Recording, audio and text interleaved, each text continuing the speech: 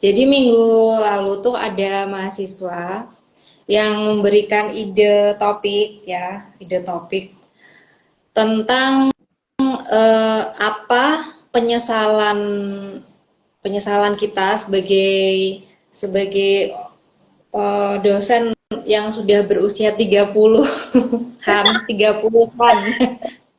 Enggak, 30 bener. 30-an. 30-an. Apa penyesalan yang pernah yang kita rasakan gitulah. Misalnya eh, dulu nggak sempet ngapain gitu, waktu umur 20-an tuh nggak sempet ngapain, terus sekarang waktu udah 30-an tuh agak nyesel gitu. Meskipun sebenarnya hidup tuh kan nggak perlu disesali ya, semuanya itu kan memang sudah takdir lah istilahnya. Terus udah yang terbaik lah yang kita hadapi gitu. Tapi mungkin ada yang penyesalan-penyesalan kecil lah yang kalau misalnya kita bisa balik ke usia 20-an tuh mungkin itu akan membuat hidup kita yang sekarang jauh lebih baik, istilahnya kayak gitu. Jauh lebih mudah sih jatuhnya. Ya, Lebih jauh enak. lebih mudah, Iya. lebih enak, lebih baik. Iya. Hmm. Eh, Bu Lena punya nggak? Udah punya belum? Ada sih beberapa, tapi ada yang akademikal dan ada yang tidak akademikal sama sekali. Wah, sama ada yang nggak akademikal dulu. Oke, Hah. kalau gitu ada yang berhubungan sama uang nggak? Oh, pastinya. Iya, boleh berarti Pasti itu dulu ya. Saya juga ada soalnya. Yang berkaitan yang berhubungan. dengan finansial gitulah. Oh, eh lebih nyesel karena nggak belajar investasi dari lama. Ih, sama. Sama banget. Investasi dari lama. Hmm. Kenapa uang yang dulu tuh yang punya yang zaman-zaman yang masih punya banyak uang gitu kan? Kenapa lebih banyak dipakein main gitu? Hmm. Dipakein main, dibeliin sesuatu yang konsumtif. Apalagi dulu kan suka beli novel, suka Hmm. beli. Betul. Apalagi kalau misalnya lagi punya uang dan ngerasa pengen beli buku ini dah, buku ini tuh udah dipengen dari yang lama gitu, novelnya Hmm. pengen dibeli dari lama, ya udah habis dah tuh uang ke novel, main ke Palasari, main ke tempat makan gitu-gitu dulu habis kalau masalah uang tuh. Jadi pas udah memasuki usia 27 sih sebenarnya udah yang lebih stabil penghasilannya, ngerasa kenapa ya nggak diinvestasiin aja uang yang lama-lama itu. Jadi kan sekarang tuh baru belajar yang kecil-kecil jadinya. Di Hmm. usia yang sudah masuk ke 30 awal ini, 30 awal ya Allah tua banget. Usia yang masuk ke 30 awal ini tuh kayak benar-benar yang masih dari awal. Bukan berarti tidak bisa, tapi kalau lebih dulu itu lebih lebih banyak hal yang bisa kita ambil dari sana. Sedangkan sekarang itu kayak baru yang memulai merintis lagi pelan-pelan untuk masalah keuangan. Iya, iya, Investasi. Persiapan iya. untuk pasif income-nya itu jadi lebih lama itu sih. Mm-mm. Betul. Jadi penyesalan pertama dulu ya, penyesalan pertama kita sama, penyesalan pertama kita sama. Jadi penyesalan pertama adalah tidak berinvestasi di usia 20-an. Ya, tidak berinvestasi uang ya, dalam hal ini uang di usia 20-an. Nah, ini tuh sama penyesalan saya juga. Kan saya pernah nonton sebuah podcast gitu kan. Eh, dia itu membahas satu buku judulnya Happy Money. Hmm. Ada 7 jenis ada 7 jenis karakteristik orang terhadap uang. Nah, saya itu karakteristiknya itu adalah kompulsif saving. Jadi saya tuh orangnya suka suka saving, suka nabung gitu. Tapi eh, setelah tahu investasi, setelah tahu di usia 30-an ini, Hmm. ternyata tuh lebih untung kalau investasi daripada nabung, ya kan? Ya kan, kalau misalnya nabung di bank itu bunganya sedikit. Hmm. Kalau misalnya deposito lumayan sih, tapi nggak sebanyak kalau misalnya kita investasi kayak reksadana, reksadana pasar uang yang sekarang itu kan yang sekarang booming reksadana pasar uang, terus pendapatan tetap namanya. Mungkin nggak usah ngomongin saham, kripto nggak ya. Yang paling secure yang paling secure tuh kan reksadana pasar uang ya kan, yang nggak fluktuatif gitu. Nah, ternyata kalau kita investasi itu lebih untung daripada nabung di bank. Nah, kenapa dulu tuh waktu umur 20-an tuh nggak belajar investasi?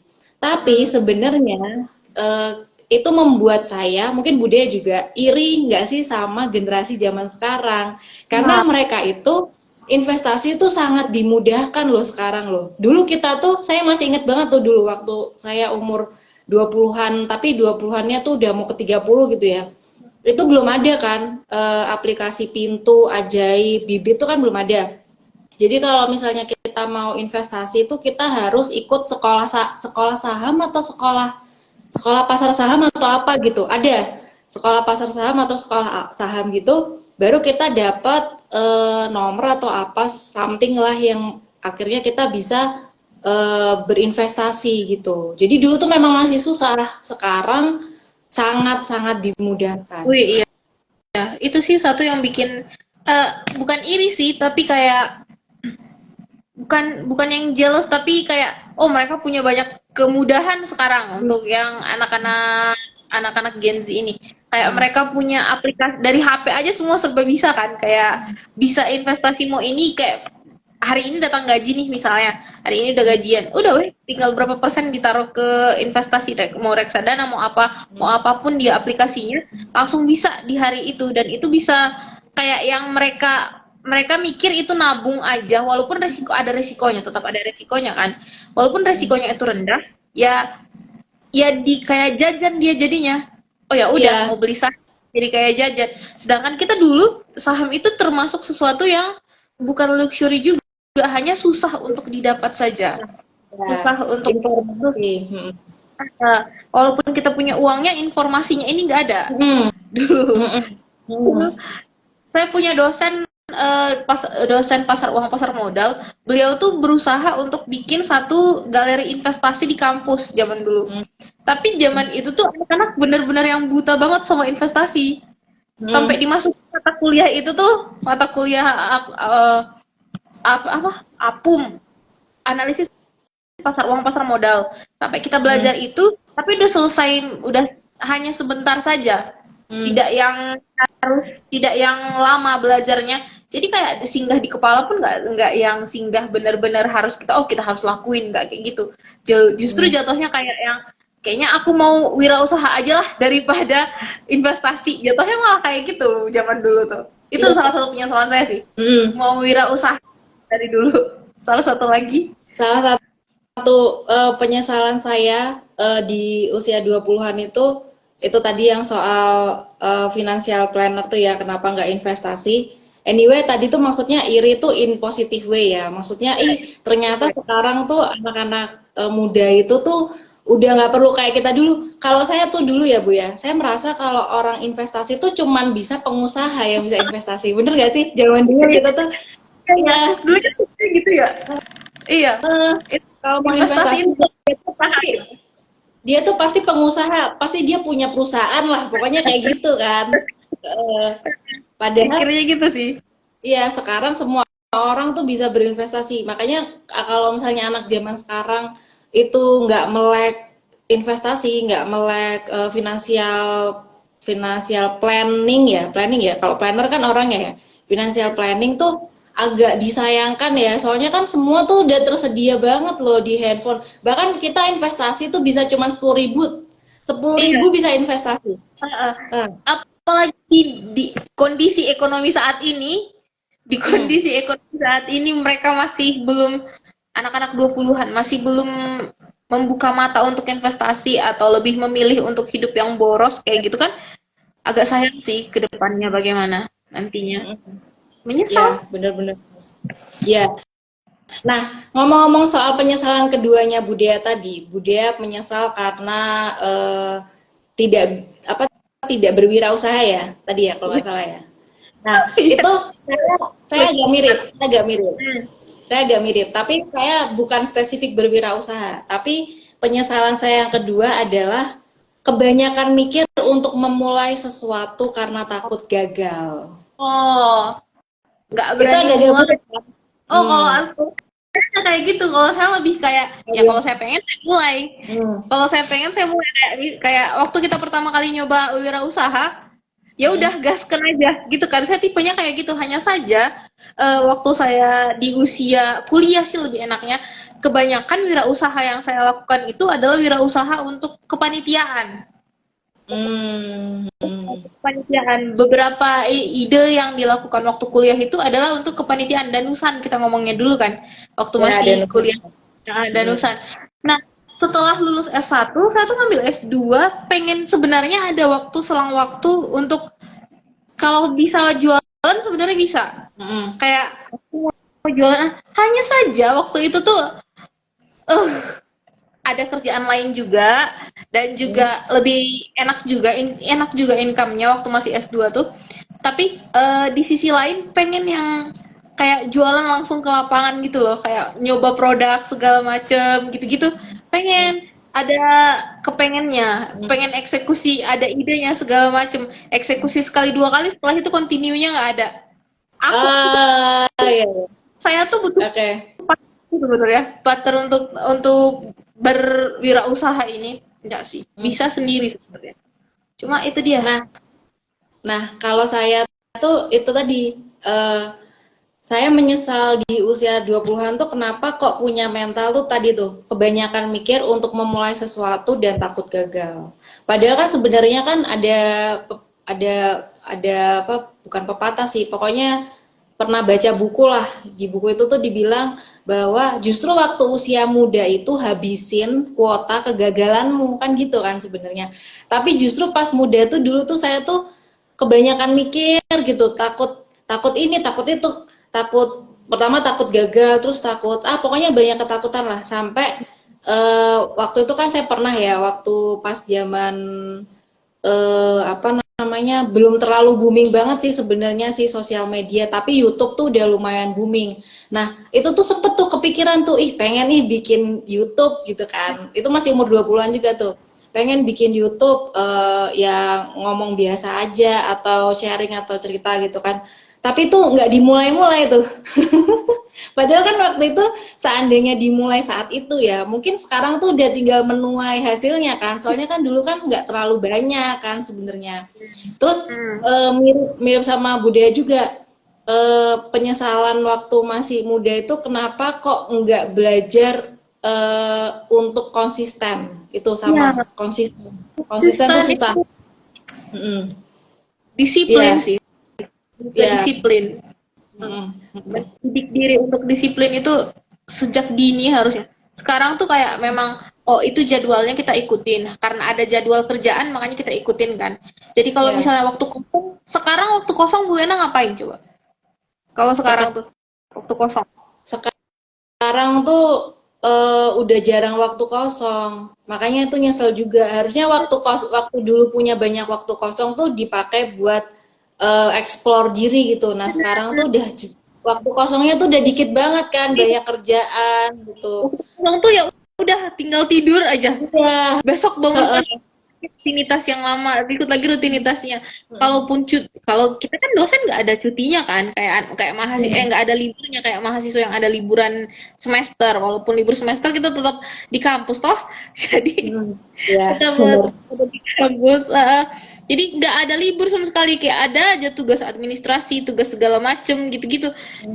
Baru ngerasa kalau oh iya kayaknya aku udah nyanyiin 20-an itu kayak yang harusnya dulu nyoba ini itu tuh sih jatuhnya. Iya benar. Buat mahasiswa atau teman-teman yang masih umur 20-an tuh ya, sekarang adalah saatnya kalian mengeksplor banyak hal. Jangan takut gagal, coba aja dulu ya kan. Terus belajar konsisten, itu penting banget sih, belajar konsisten. Kan ada tuh buku bestseller tuh yang di Gramedia, Atomic Habit tuh pernah lihat ya Bu sampulnya. Tapi saya belum baca isinya sih. Di Atomic Habit kan dibilang kan kita perlu belajar sesuatu tuh secara konsisten tapi dikit-dikit kan. Nah, harusnya maksudnya belajar sesuatu dikit-dikit tapi terus gitu loh. Nah, habit itu yang penting sih.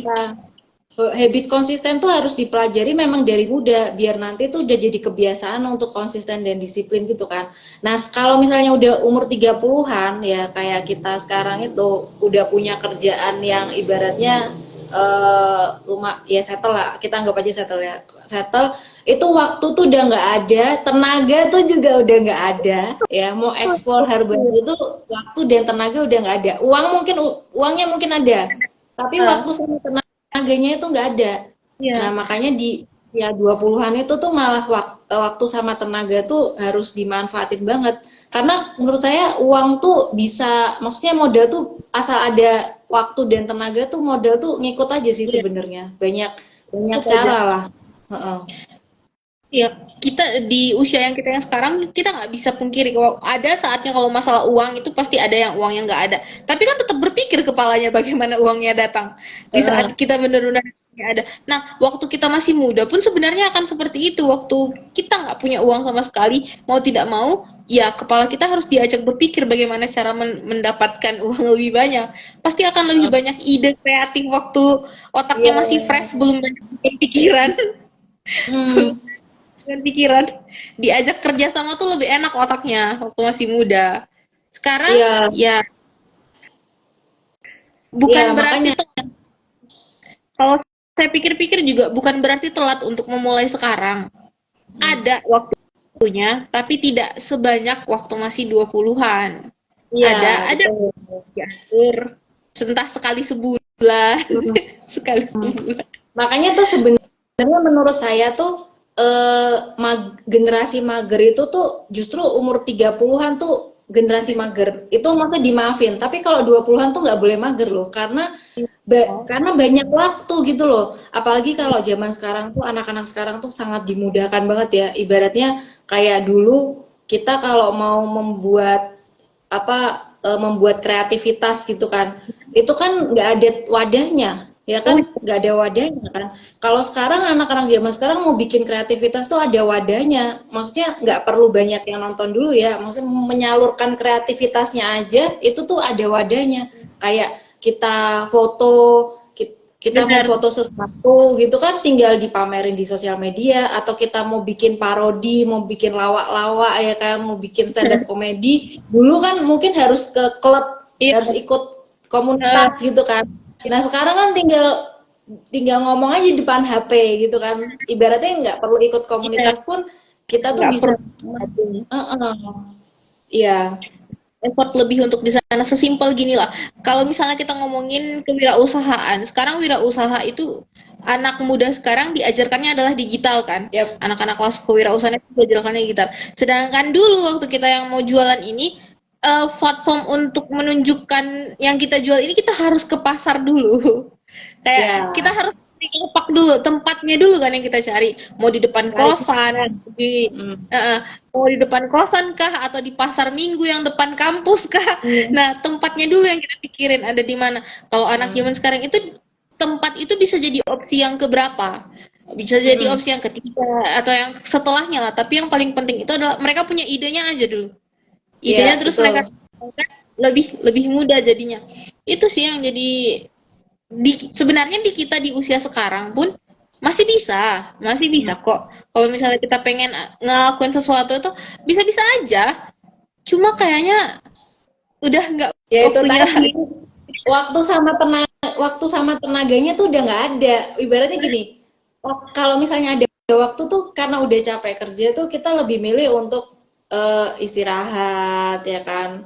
Tapi Hmm. kalau misalnya anak zaman sekarang kan ibaratnya sela-sela kuliah itu kan bisa melakukan banyak hal gitu loh.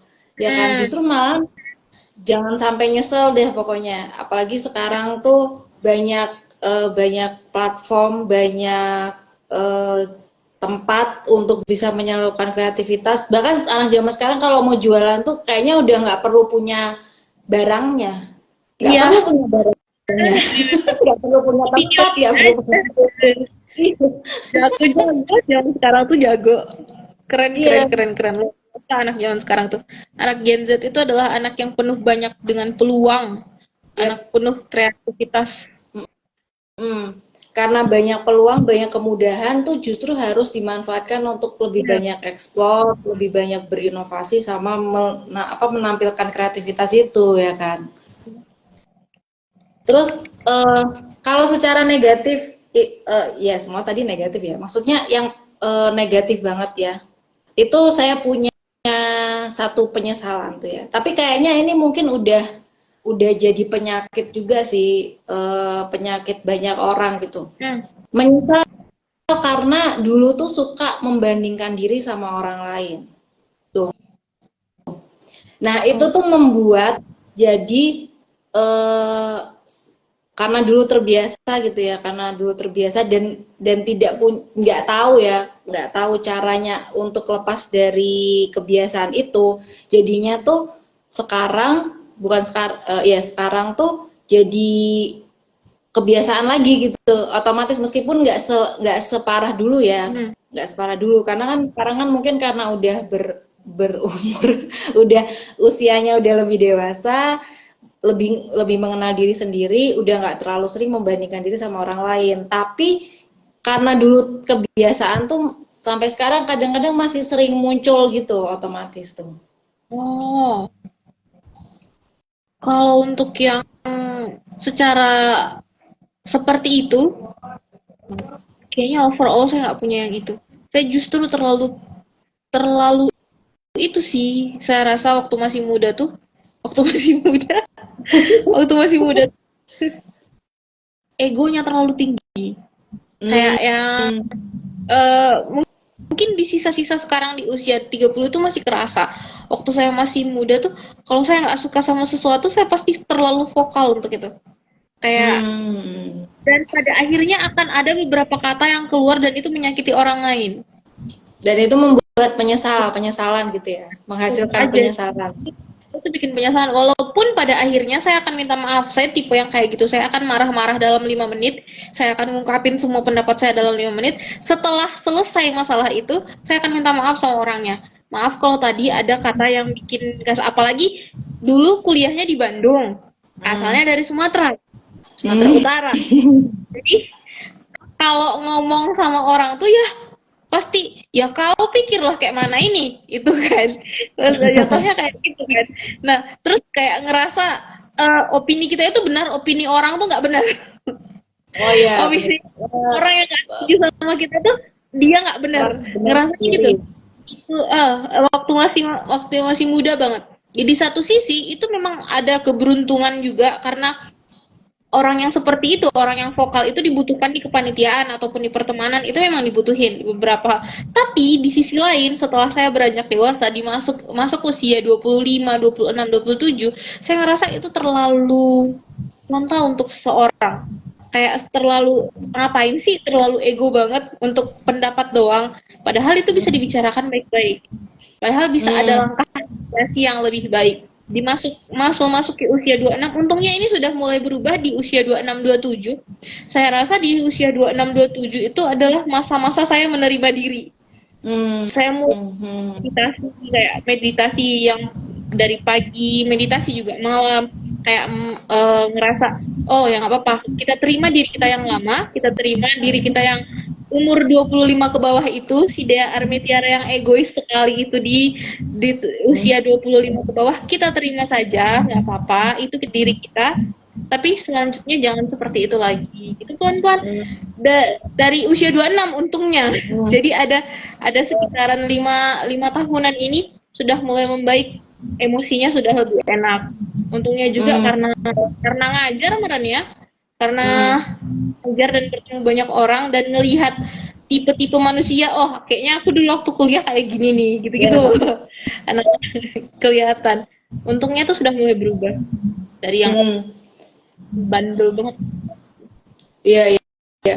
Jadi tuh waktu kita masih muda tuh kan kita kan memang masih belum terlalu kenal sama diri kita ya kan. Karena kita belum terlalu kenal sama diri kita ya muncullah tuh penyakit compare membandingkan diri sama orang lain, terus merasa diri benar ya kan, egonya tuh masih tinggi, masih masih meletup-letup gitulah. Nah, Hmm. misalnya zaman sekarang itu anak-anak muda yang kayak kita tua banget ya ngomong anak-anak muda. Akhirnya memasuki momen di mana kita bisa bilang anak-anak muda itu dulu kita yang digituin. Hmm. Tapi kita belum tua-tua banget sih sebenarnya. Tapi generasinya tetap ada, gap Iya, generasinya iya. tuh masih gitu. Sekarang ada gen alpha kan, mereka adik-adik. Ya. Nah, Dulu-dulu. apa waktu sekarang yang anak zaman sekarang itu mereka tuh karena informasi sudah sangat luas terbuka, mereka tuh jadi lebih lebih gampang, lebih mudah untuk mendapatkan informasi tentang bagaimana menerima diri. Itu enaknya mereka. Jadi mereka tuh kesehatan mental, terus penerimaan diri, apa tuh kecerdasan intrapersonal kalau nggak salah namanya tuh ya, kecerdasan di mana kita bisa mengenal diri kita sendiri. Itu tuh anak zaman sekarang itu lebih maju daripada kita zaman dulu. Kalau kita zaman dulu itu kalau saya dulu kan suka, padahal dulu belum ada sosial media loh. Kalau sekarang kan sosial media kan lebih gampang lagi membandingkan diri sama orang gitu kan. Tapi dulu belum ada sosial media pun tuh masih suka bandingin diri sama orang, terutama sama saudara ya, misalnya sama sepupu, ya kan. Itu dibanding-bandingin tuh biasanya sama orang tua. Ini udah jadi ini, udah jadi ini. Kakak Oh, ini, kakak itu, ya kan. Nah, terus jatuhnya tuh kita jadi nggak bisa menerima bahwa, bukan nggak bisa sih, sulit menerima bahwa ternyata aku tuh juga punya kelebihan yang mungkin nggak dipunya oleh si sepupuku itu. Jadi masing-masing tuh punya kelebihan. Kita tuh tinggal mengembangkan kelebihan kita aja. Tapi kan kalau zaman dulu kan nggak punya informasi, nggak punya pengetahuan itu kan, pasti kan langsung kayak, oh iya ya, yaudah deh, aku harus jadi kayak dia. Kalau aku nggak kayak dia, aku gagal atau aku kurang-kurang, pokoknya kayak gitu kan. pesannya adalah dia itu pokoknya perbandingannya adalah dia. Ada banyak kasus yang kayak gitu, banyak banget untuk anak-anak di usia kita, banyak yang kayak gitu. Kayaknya sampai usia 30, beberapa teman-teman yang usianya dimasuki usia ini juga banyak yang mengalami kayak gitu, kayak perbandingan sama saudara saudara sedarah nih, Mm-mm. saudara-saudara dibandingin, atau sama anak tetangga. Anak Iya, tetangga betul, yang paling betul, betul. tangga paling sering dibanding-bandingin. Kayaknya banyak banget kasus kayak gitu di generasi Indonesia. kita.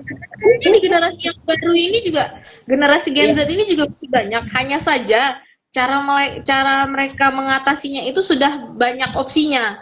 Kalau kita iya, dulu iya sih, kayak Bu Lena bilang, kalau kita dulu lebih kayak menerima, oh iya ternyata aku kurang nih kalau dibandingin sama si ini gitu. mm, Kalau zaman sekarang, oh ya udah dia kayak gitu, aku mah nggak mau gitu kan, iya. anak zaman. Karena kan mereka tuh udah punya informasi bahwa aku ya punya kelebihan, dia punya kelebihan, kita tuh saling melengkapi. Jadi mereka tuh Eh, lebih dewasa lah ya untuk menyikapi orang yang suka banding-banding itu. Orang tau nggak Bu? Kan ada tuh sekarang kan meme-nya kan.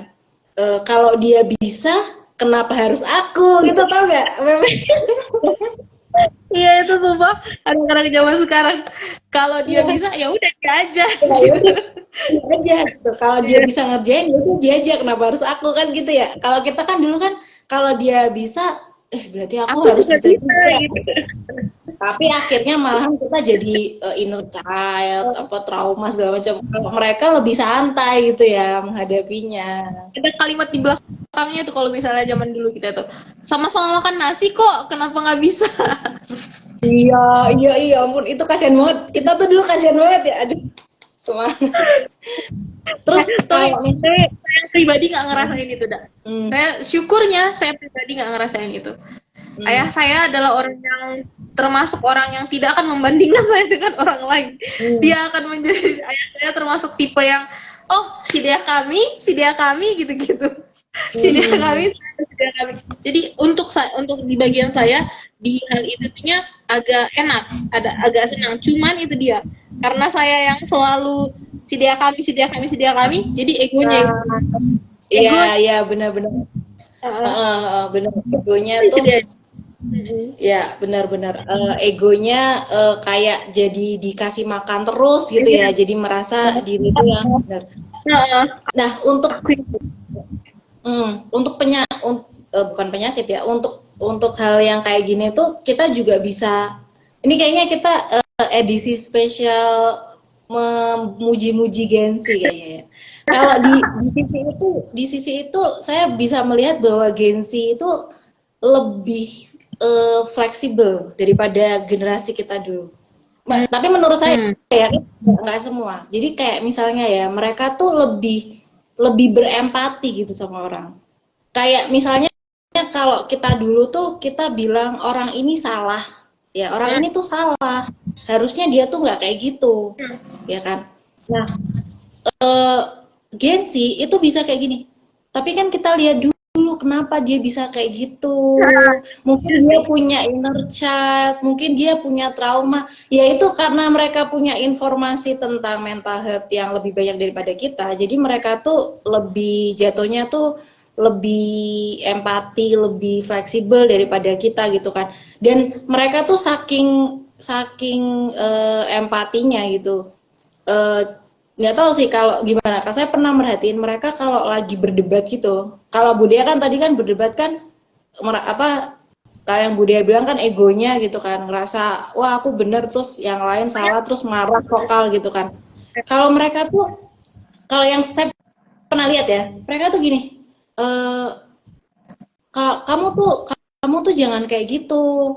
Ya tapi itu menurut aku sih, kalau menurut kamu beda, ya udah selalu ada bempernya gitu loh. Ah, Kayak meskipun meskipun mereka bilang eh harusnya tuh nggak gitu loh, harusnya yang lebih baik tuh kayak gini. Ya tapi itu menurut aku nggak bisa maksa, terserah kamu masing-masing orang beda. Jadi mereka tuh lebih lebih soft gitu ya daripada hmm. kita.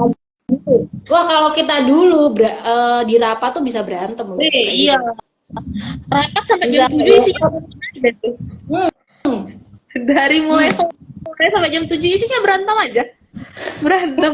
Entah apa isinya. Kalau dipikir-pikir, aduh, capek banget ya emosi kita dulu tuh. Capek banget. iya.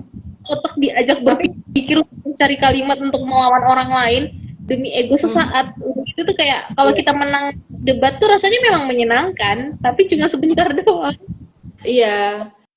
Itu karena kita dulu tuh nggak diajarin cara berkomunikasi, cara menyampaikan pendapat dengan baik, dengan lembut, dengan apa proper gitu tuh kita nggak diajarin dan informasi tentang itu tuh sangat sedikit gitu loh. Kalau sekarang kan eh, public speaking, mau berkomunikasi kan tinggal nonton YouTube, oh gini cara ngomong, oh nonton TikTok, oh gini cara cara. Sekarang tuh masalahnya tinggal orangnya mau belajar apa enggak sih. Cuman Mau itu belajar doang. itu aja. Heeh. Mm-mm.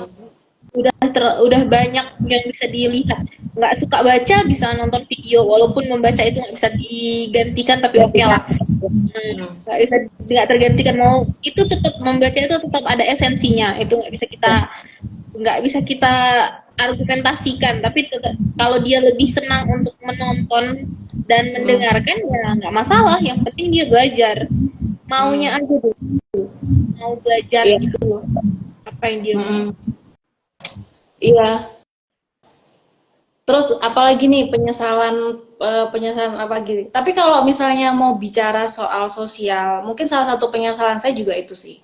Nggak ini antara penyesalan dan memang eh, apa nggak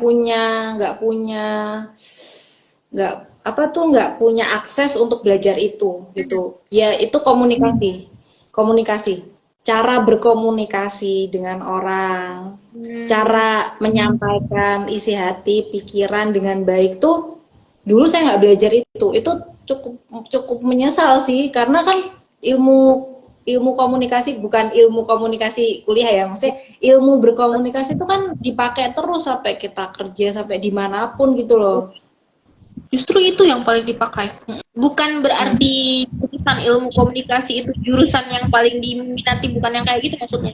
Tapi skill berkomunikasi dengan orang lain, maksudnya skill bukan hanya berteman secara hai, halo, selamat siang, ya nggak kayak gitu kan. Tapi cara berbicara, bernegosiasi dengan orang itu loh, untuk mm, membangun network itu sampai sekarang itu kayaknya masih saya pelajari, masih saya perlu baca beberapa buku yang kayak gitu, itu masih mm, perlu, dan saya rasa kalau membaca itu sejak lama dari kita usia 20-an itu jauh lebih baik, lebih mudah untuk kita bekerja.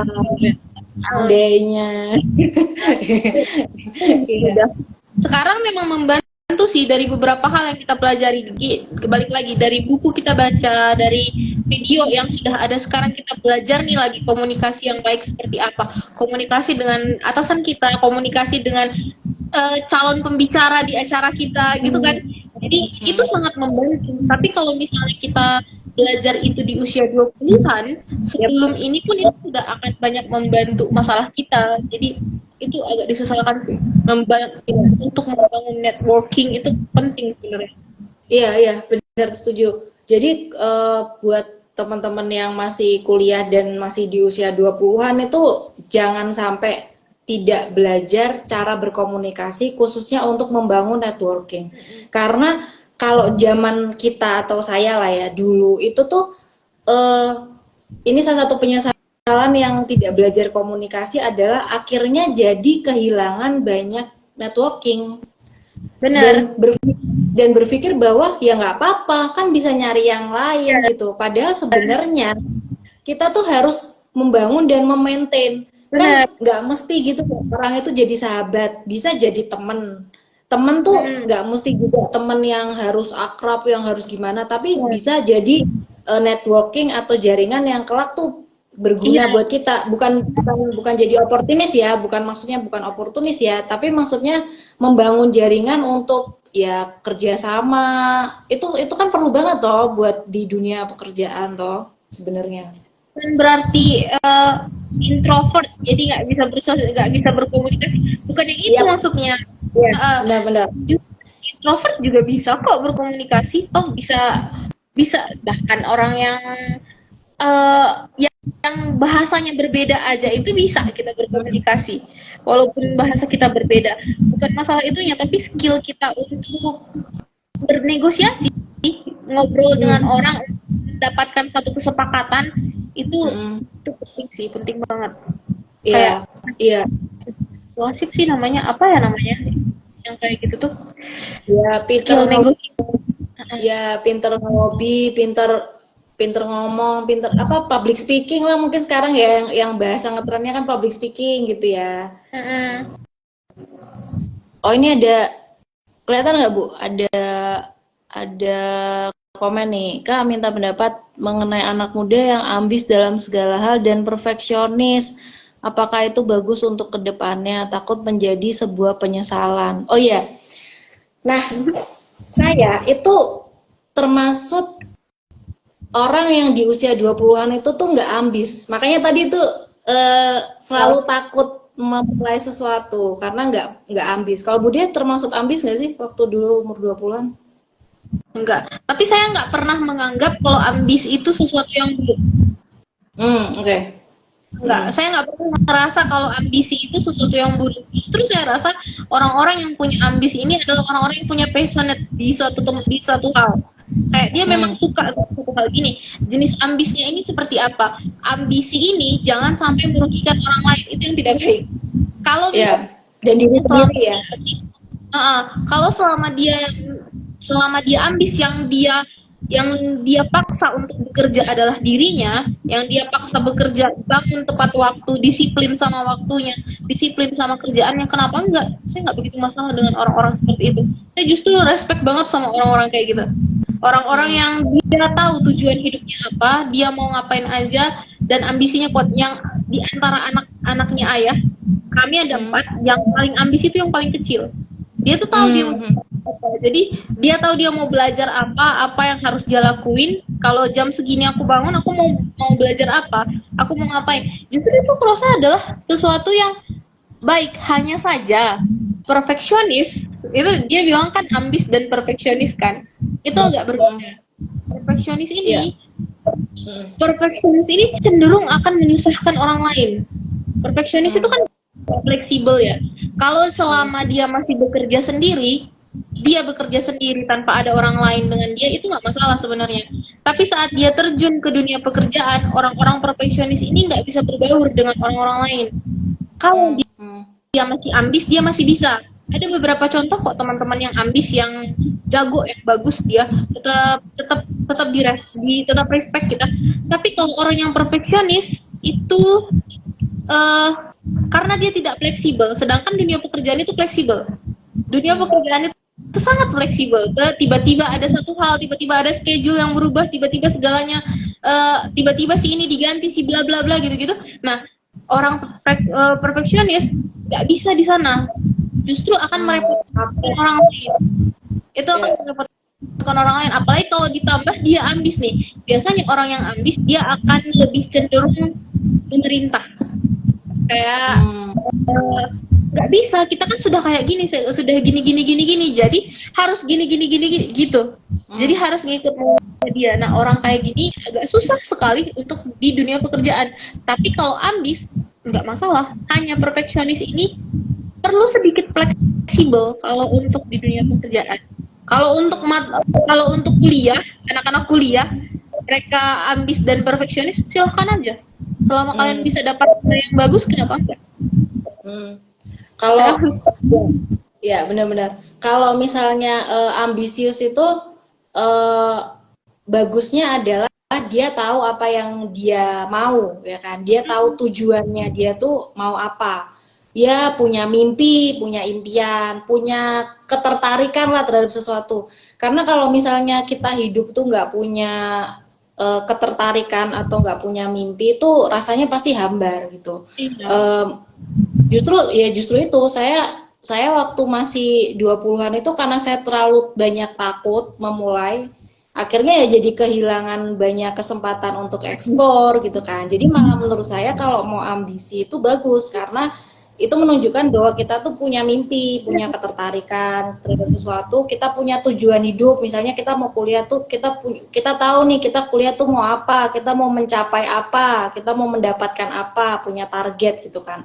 Nah, kalau perfeksionis ini saya tuh pernah nonton podcast juga ya. Perfeksionis ini tuh cenderung orang yang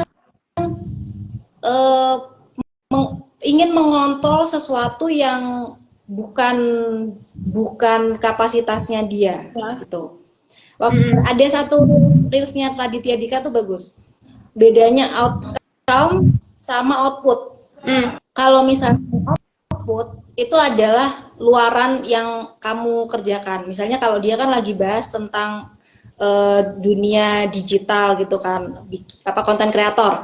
Output itu adalah konten yang kamu hasilkan. Nah, misalnya satu hari kamu bikin 1 konten, 2 konten, sebulan berapa gitu.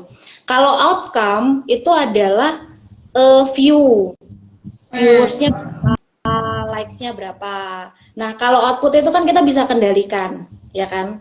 Kalau outcome itu kan kita nggak bisa kendalikan, karena itu kan sesuatu yang di luar kontrol kita kan, like orang, view, algoritma segala macam itu kan by system atau nggak bisa kita kendalikan. Nah, orang perfeksionis itu cenderung untuk ingin mengendalikan semuanya, outcome sama output ini. Akhirnya dia tuh jadi stres sendiri karena dia tidak mendapatkan itu. Nah, ibaratnya nggak sesuai harapannya dia gitu. Nah, itu dianya juga stres, ya kan? Orang lain yang kerja sama dia juga ikut stres gitu, karena kan nggak sesuai harapan gitu. Nah, kalau perfeksionis ini justru yang harus dihindari secara negatifnya ya, secara negatif. Karena kita tuh cuman bisa ngatur apa yang bisa kita kontrol aja. Misalnya kayak kita pengen mendapatkan IP 4 nih misalnya ya kan, pengen dapat IP 4 nih. Ya udah, apa sih yang bisa kita kontrol? Belajarnya kita, waktu belajarnya kita itu bisa kita kontrol. Tapi kan moodnya dosen, misalnya amit-amit jangan sampai ya dapat dosen yang kayak nggak suka. Ada kan dosen yang nggak bagus kan? Itu nggak bisa kita hindari. Itu kan nggak bisa kita kontrol. Nah, kalau perfeksionis, akhirnya kita jadi overthinking, kepikiran apa segala macam gitu. Nah, itu yang harus dihindari kalau menurut saya ya. Nah, puji Tuhan saya tuh orangnya nggak perfeksionis. Soalnya saya tuh oh, ada satu lagi. Kalau misalnya kita perfeksionis, itu ada satu perkataan yang bagus untuk diri kita adalah do your best, udah gitu aja. Do your best, lakukan yang terbaik. lakukan yang terbaik yang kamu bisa. Udah selesai. Kan yang kamu bisa. Artinya kan jadi kalau misalnya kamu udah melakukan yang terbaik yang kamu bisa, kemudian hasilnya itu tidak sesuai harapanmu karena itu di luar kontrolmu, ya sudah, kita harus terima gitu. Yang penting kan kita sudah melakukan yang terbaik kan ibaratnya gitu. Iya sih. Perfeksionis ini yang agak susah. Iya, perfeksionis tuh penyakit untuk diri sendiri loh. Iya. Masalahnya dia merugikan sampai merugikan banyak orang juga. Apalagi Iya. kalau misalnya perfeksionis ini itu ada di satu acara event yang buru-buru, yang sifatnya itu dinamis untuk eventnya. Wah, itu kacau banget. Wah, karena satu orang bisa masalah kemana-mana. Itu sih yang jadi masalah. Tapi kalau ambis tuh enggak. Ambis itu oke-oke aja saya rasa. Ya, kalau ambis itu kan berarti kan dia kan ya itu tadi punya mimpi, passionate gitu kan. Nah, tapi ngomong-ngomong soal ambis ya, ada satu juga yang saya sesali itu ya. Selain karena saya nggak apa nggak nggak berani memulai selalu takut gitu-gitu. Yang saya sesali itu satu ini. Kenapa waktu usia 20-an itu saya nggak menemukan satu hal tuh yang saya suka banget gitu loh. Oh, iya. Kayak gini, dia tuh saya dengar satu podcast ya. Kita semua tahu Celine Dion ya Bu ya. Celine Dion tahu kan yang penyanyi tuh. Ternyata dia itu tuh dari dulu tuh suka banget sama nyanyi. Dia suka banget sama nyanyi dan dia kan kalau nggak salah tuh ada penyakit apa ya yang pokoknya penyakit syaraf atau apa yang bikin kalau dia nyanyi terlalu nggak banget gitu. Misalnya kan dia kan suaranya tinggi banget tuh. Misalnya dia nyanyi sampai ini banget gitu. Dia tuh bisa sesak nafas sampai bisa habis nafas gitu loh, bukan cuma sesak ya, habis nafas gitu. Jadi bisa mati kan berarti kan kalau kayak gitu kan. Nah, tapi karena dia suka banget sama nyanyi dan dia tuh tekuni banget itu, akhirnya dia sampai terapi supaya dia tetap bisa nyanyi gitu. Nah, saya tuh nggak punya tuh satu hal yang saya suka banget sampai sampai sampai kayak Celine Dion tuh saya nggak punya kayak ya udah gitu ya oke lah ngajar tuh passion ya ngajar berbagi sharing sama orang tuh passion cuman ya itulah mungkin ya cuman maksudnya yang kayak satu satu bakat atau satu apa ya talenta entah apalah istilahnya itu yang sampai ini banget tuh nggak punya mungkin karena kurang eksplor waktu 20-an juga sih. Iya, saya juga. Justru jatuhnya kayak nyoba sedikit, Iya, nggak ada yang aduh, sayang banget waktu kayak gitu ya. Umur 30-an juga bisa kok eksplor kayak gitu kalau kita mau. Ya, bisa. Kan ini kan kita kan nggak apa-apa kita ngomong penyesalan tuh seperti tadi yang kita bilang dalam hidup itu tuh memang nggak boleh ada penyesalan karena semua hal itu memang sudah diatur yang terbaik. Tapi kalau kita mau cari hal-hal yang seandainya dulu kita ya mungkin akan membuat hidup kita jauh lebih mudah sih. lebih mudah atau lebih baik gitu. Tapi ya bukan berarti kita nyesel sampai apa gitu enggak. Ya udah gitu. Ini kan kita kan ngomong ini kan supaya jadi nasihat juga buat teman-teman yang masih 20-an ya kan buat mahasiswa supaya nggak ada yang sampai nggak ada penyesalan lah. Semua tuh dieksplor lah waktu masih punya uang uang mungkin belum banyak ya. Masih punya waktu dan masih punya tenaga gitu. Dikerjain semua hobi-hobi yang disuka itu coba aja satu-satu mana yang memang disukai kerjain aja. Saya punya satu penyesalan yang ini non akademis banget mungkin boleh tahu saya nyesel nggak belajar motor dari dulu.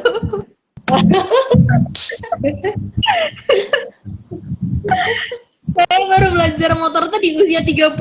Bener, kan baru kemarin kan? Baru tahun kemarin kan saya belajar naik motor tuh. Jadi harusnya saya nyoba. Memang sih, saya punya beberapa teman yang saya jadi boncengersnya. Dibawa kemana-mana. Tapi kalau saya bisa belajar motor dari dulu, kayaknya saya lebih banyak explore daripada teman-teman saya. Saya kan karena di bagian belakang, jadi yang tidak mau ikut sama mereka kan. Kalau misalnya saya yang bagian yang bawa motornya, mungkin akan lebih baik. Oh ya sih bulan ini tinggal 24 detik lagi. Nggak apa-apa. Berarti minggu depan kita cari topik lagi ya. Kita tiap Jumat malam kita live dengan berbagai jenis topik. Iya. Oke, terima kasih Dea atas waktunya. Boleh, nah. Ayo, bye-bye. Sampai ketemu lagi. Sampai ketemu lagi.